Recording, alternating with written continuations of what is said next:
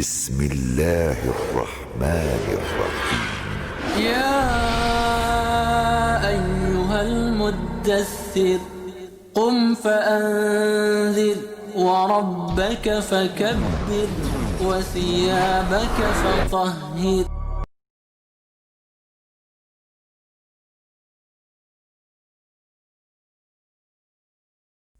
Assalamualaikum warahmatullahi wabarakatuh.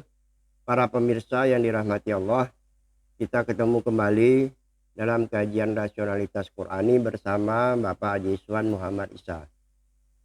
Pada kajian kali ini kita masih melanjutkan pembahasan tentang dosa.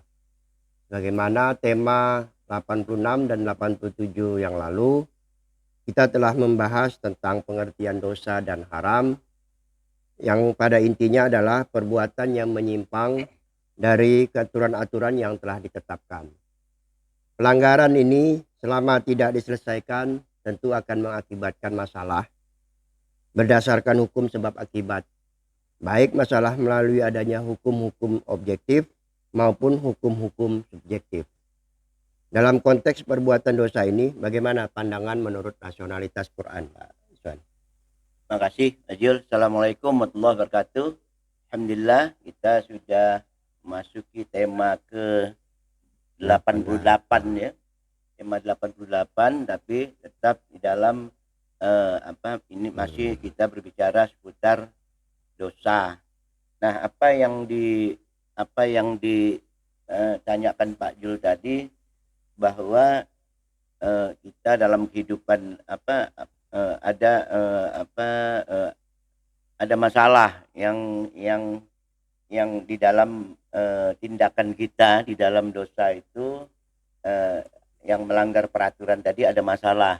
Nah, tentu yang dimaksud dengan masalah di sini yang biasa kita sebut dengan kita mendapat ganjaran dari Allah dalam bentuk ganjaran balasan, kata kita, seperti yang sering kita dengar gitu. Nah, di dalam Al-Quran kata ganjaran ini biasa disebut dengan istilah ajza, ya, yang berasal dari kata ajara, itu yang berarti ajara itu pembayaran. Nah, kalau orang upah kita kasih pembayaran, bisa upah, kita terjemahkan juga sebagai pahala.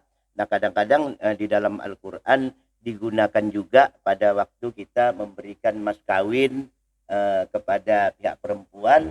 Jadi tergantung kalimatnya, tapi pada prinsipnya ada sesuatu yang diberikan gitu, ada sesuatu yang yang diberikan kepada kita gitu. Nah, ada juga penggunaan kata lain daripada balasan ganjaran ini yang digunakan Al-Quran itu dari kata jaza'ah. Jaza'ah ini itu kalau di dalam bahasa Indonesia bisa juga bagian, potongan, kayak di Al-Quran itu kan juz, juz berapa bagian-bagian dalam potongan-potongan gitu. Nah, ini digunakan kata jaza'ah. Nah, ini ganjaran ini kalau kita katakan tadi diberikan, tentu ganjaran ini datangnya dari luar diri kita gitu. Jadi kita melakukan sesuatu, nah kita mendapat ganjaran, tentu ganjaran ini berasal dari luar diri kita. Nah, ganjaran ini bisa bersifat positif, bisa bersifat negatif, tapi dinamakanlah ganjaran gitu. Nah, kalau bersifat negatif, nah kalau sifat positif misalnya, nah itu yang kita katakan, oh kita mendapat ganjaran pahala. Kalau dia bersifat negatif, nah dia mendapatkan siksa gitu, pahala dapat siksa gitu. Nah, jadi berdasarkan sumbernya tadi, seperti apa yang Pak Jul tanyakan tadi, jadi dapat kita bagi dua. Satu, bisa bersumber dari ketetapan dari hukum-hukum objektif material. Misalnya kita kita megang api langsung dapat ganjaran, ya panas dari material itu gitu. Nah, bisa juga jadi bisa juga ketetapan-ketetapan objektif, yang keduanya bisa juga dia ketetapan-ketetapan dari hukum subjektif. Nah, maksudnya hukum subjektif ini ya orang sesuatu subjek yang ya kita mencuri ketahuan ditempeleng orang. Nah, ini kan dari ini maksudnya apa? Pemahaman daripada hukum-hukum objektif dan hukum-hukum subjektif di dalam ganjaran gitu. Dari berbagai tema yang kita bahas mengenai hukum-hukum ini, tentu ganjaran ini dapat terjadi pada alam dunia matriks saat kita hidup saat ini. Bagaimana penjelasan mengenai hal ini, Pak Iswan? Nah, tadi kan sudah saya katakan bahwa ganjaran tadi ini kan bisa bersifat dalam bentuk hukum-hukum objektif dan hukum-hukum subjektif. Nah, subjektif. Nah, tapi ganjaran ini bentuknya dia pasti bersifat material, material tadi seperti yang saya contohkan tadi, api ya api itulah yang mengena kita panas, atau seseorang menempeleng kita karena kita mengganggu dia, nah kita dapat ganjaran ditempeleng. Nah, ini kan bentuk-bentuknya material. Nah, di dalam Al-Qur'an juga ini bentuk-bentuk material ini artinya dia tunduk pada hukum sebab akibat gitu. Nah, adanya hukum sebab akibat. Nah, kemarin kita pernah membahas tentang fasad, perbuatan manusia yang merusak alam. Nah, ini juga diingatkan Allah seperti di surah Al-Rum dulu pernah juga kita bahas di Al-Rum ayat 4. Nah, di situ Allah katakan zaharal fasadul barrab wal bahri bima kasabat aydin nas liyaziqahum ba'dallazi amilu la'allahum yarji'un. Nah, bahwa kata Allah sudah tampak adanya kerusakan baik di darat maupun di laut itu karena perbuatan manusia, tangan-tangan manusia. Nah, dengan perbuatan itu kata Allah, kamu dirasakan apa yang kamu lakukan gitu. Nah, artinya apa yang kita buat dalam bentuk-bentuk fisik di dalam alam semesta ini, nah kita mendapat balasan daripada daripada akibat perbuatan itu. Nah, ayat ini menjelaskan bahwa adanya ganjaran yang kita sebut siksa ini karena rusaknya sistem. Nah, karena ada rusaknya sistem. Sistem ini kan udah diatur nih. Nah, seperti makna dosa kemarin kan kita katakan bahwa ada yang dilanggar, sistem, peraturan segala macam. Nah, sehingga dengan rusaknya sistem ini dia menjadi rusak gitu. Nah, menjadi rusak terkena kepada kita. Tapi di dalam konteks ini, di dalam konteks alam ini, nah rusaknya alam ini bisa akibatnya bisa terkena kepada orang yang tidak melakukannya gitu, seperti kerusakan hutan, kita mengalami banjir segala macam. Nah, ganjaran-ganjaran dalam bentuk ini yang bisa merusak bisa melebar, bisa meluas ini, nah Allah menyebut istilahnya dengan musibah. Artinya itu bisa akibat yang orang lain membuat kita terdampak gitu. Nah, jadi musibah ini pada umumnya dia bersifat kolektif. Artinya bersifat kolektif ini dia dapat meluas kepada orang-orang yang tidak melakukan perbuatan itu gitu. Nah, sedangkan yang berasal dari ketetapan-ketetapan subjektif, orang yang melakukan dosa tapi dilakukan secara subjektif, dia tidak mengena orang lain. Kan tadi kita contohkan misalnya rusak alam nih. Nah, tadi kita contohkan juga orang mencuri ketahuan, ya yang mencuri aja itu yang ditempeleng. Nah, orang yang dekat dengan pencuri itu ya tidak ditempeleng. Nah, ini jadi sedang ketetapan-ketetapan yang berasal dari hukum-hukum subjektif ini dia bersifat individu atau kelompok yang yang melakukannya. Nah, ganjaran inilah yang disebut azab. Nah, tapi azab tidak bersifat meluas seperti apa yang kita sebut di dalam dalam istilah musibah tadi gitu. Nah, ini juga sudah ditegaskan Allah di dalam hal-hal yang bersifat subjektif tadi, hukum-hukum subjektif tadi.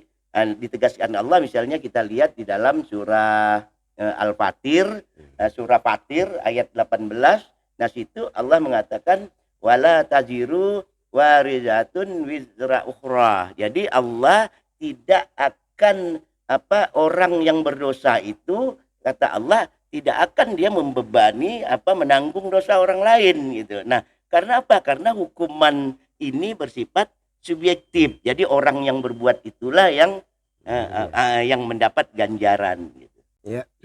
Dari apa yang disampaikan tadi dapat kita pahami bahwa ganjaran dalam dunia matriks, yaitu pada dunia saat ini, bentuknya bersifat material. Jenisnya dapat kita bagi dua. Pertama, ganjaran yang jenisnya musibah, yaitu dalam bentuk hukum sebab akibat dari objektivitas sistem hukum alam material. Musibah ini bisa membebani orang yang tidak melakukan dosa dan sifatnya umumnya bersifat kolektif dalam arti dirasakan juga oleh orang lain. Kedua, ganjaran yang jenisnya azab, yaitu akibat adanya akibat ketetapan subjektivitas Allah. Jenis azab ini tidak berdampak atau menimpa orang yang tidak melakukan perbuatan dosa dan sifatnya bisa bersifat kolektif dan bisa juga bersifat individu. Tapi keduanya bersifat atau dalam bentuk material yang melalui sistem yang mungkin dalam pembahasan tema-tema yang lalu kita sebut dengan kitab atau kitab mubin. Bagaimana dengan alam akhirat nanti? Sebab kalau kita perhatikan informasi Al-Quran, bahwa alam akhirat juga bersifat material. Karena material bumi dan langit yang sekarang diganti dengan bumi dan langit yang lain. Apakah ganjaran dalam akhirat juga dalam bentuk sistem material yang disebut sebagaimana kitab dalam matriks ini, Pak Iswan? Bagaimana penjelasan nasionalnya?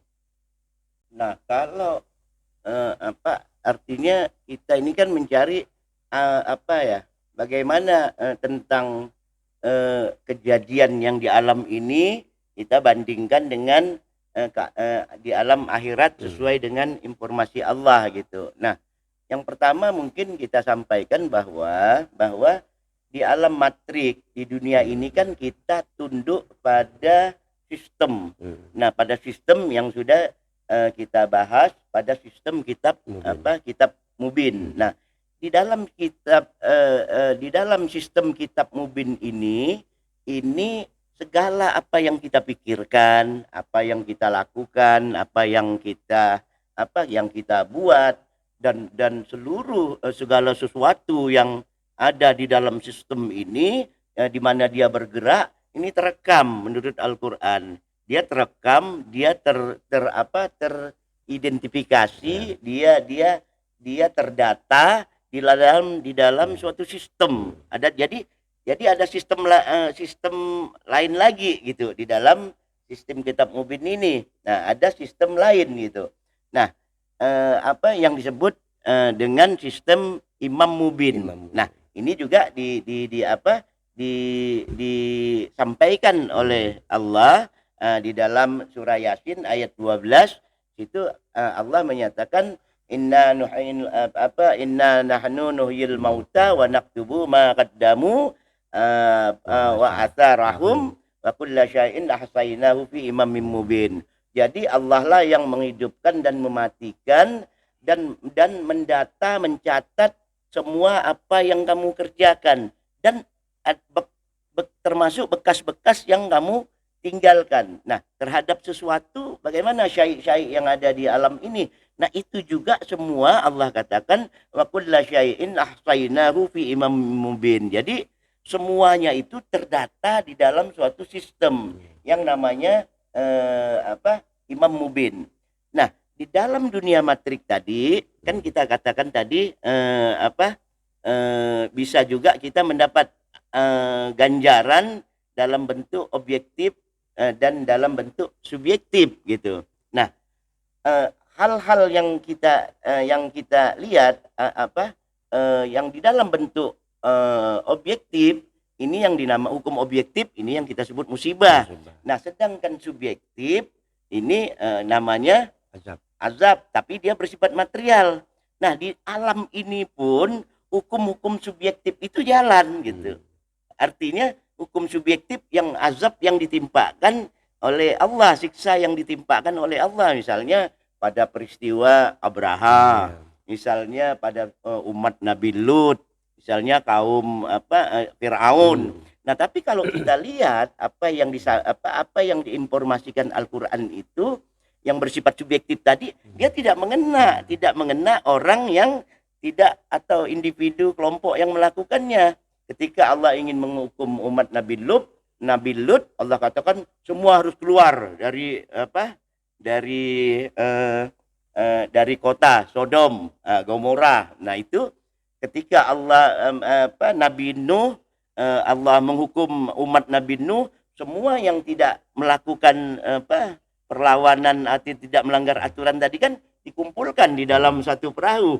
Nah, ini beda objektif dan subjektif. Nah, itu berlaku juga azab di dalam alam matrik ini gitu.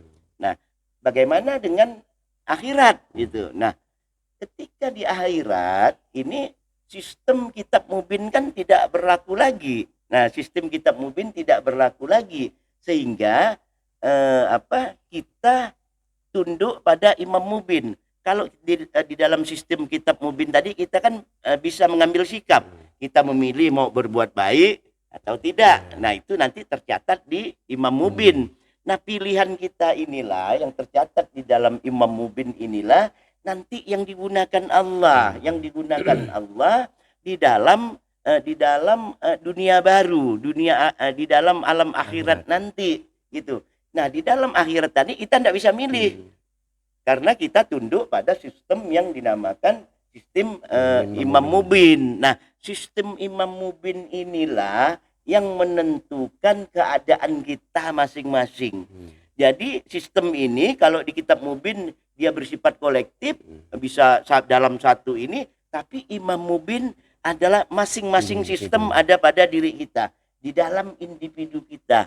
Nah, oleh sebab itu Allah mengatakan menginformasikan di dalam Al-Qur'an itu masing-masing diri kita diberikan kitab. Artinya masing-masing diri kita mendapat kitab, kan udah kita bahas. Kitab dalam makna umumnya adalah sebuah sistem. Nah, kita diberi kitab, inilah kitab kamu. Nanti kamu hidup dengan sistem yang ada pada hari ini gitu. Nah, ini dapat kita lihat misalnya di dalam surah Al-Jathiyah ayat 28, di situ Allah mengatakan watara kulla ummatin jasiyatan kullu ummatin tud'a ilal kitabaha. Jadi Allah katakan pada hari itu nanti kamu akan melihat tiap-tiap umat berlutut dan tiap-tiap umat nanti dipanggil untuk melihat untuk kitabnya, untuk mendapatkan kitabnya.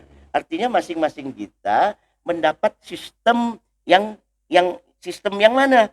Sistem imam mubin yang dulu yang tadinya kita kerjakan di alam ini dalam sistem kitab mubin gitu. Nah, dari sinilah Allah katakan al-yaum, pada hari itu nanti yujzauna ma kuntum ta'malun.